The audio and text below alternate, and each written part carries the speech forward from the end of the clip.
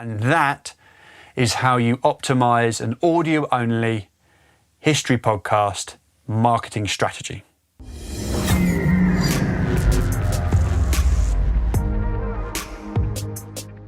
I recently asked you if you had any questions for me to answer for you from the podcast show in London 2023. And you did. And this was one of the questions. How can I market my history audio-only podcast? Now, I had another question in another video where I discussed video and do I need video for podcasting? This is a great example where someone has said, no, I want to create an audio-only product. How do I market this effectively? Now, the first thing that came to the top of my mind with something like history is there's a fair amount of research that goes into it. And there's a fair amount of other content that can influence your podcast. Now, I think that that's content being created or curated by you for your podcast. Share that. You've got facts, dates, you've got clips from somewhere. Bring that into your, obviously think about copyright, don't just rip things and post them on your social medias and stuff. But if you're doing the work and you're doing the research, share that research. Some facts, some figures, some dates, some interesting artwork that isn't copywritten, share it. Tell people what you're creating and how you are creating it. And this can spin out into blogs, social media, bonus content of your podcast. You can drop a bonus episode.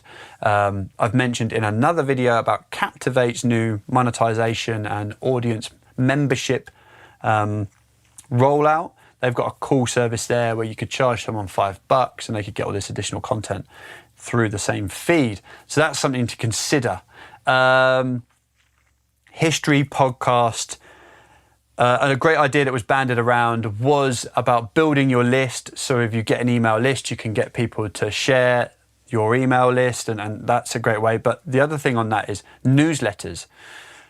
Find people that are in the same niche that are doing history newsletters or they're creating history content, and you can jump into that newsletter, get a shout out, or you can shout out them. That leads me to promo swaps and feed drops, where you create content that slots nicely in as a promo in someone else's podcast feed. Relevant, of course. Don't go dropping in a history trailer in a kid's feed, which is completely unrelated. Find people in your space, collaborate, don't compete. This isn't a competition podcasting, collaborate. Ensure that your contributors are sharing the show. If you're doing history podcasts, you might have a load of experts that are in their field.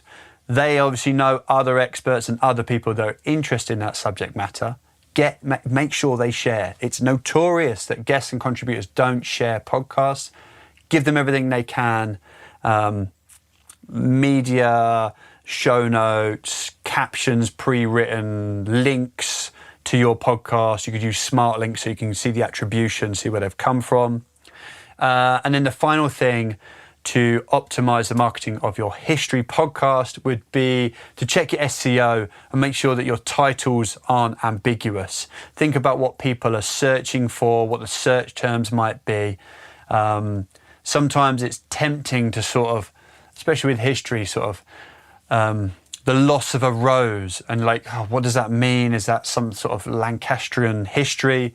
Don't be ambiguous. Tell people what's in there, the mystery of, the uncovering of, the wonder of, and then just bang what it is. Make that as optimized as possible. And that is how you optimize an audio-only history podcast marketing strategy.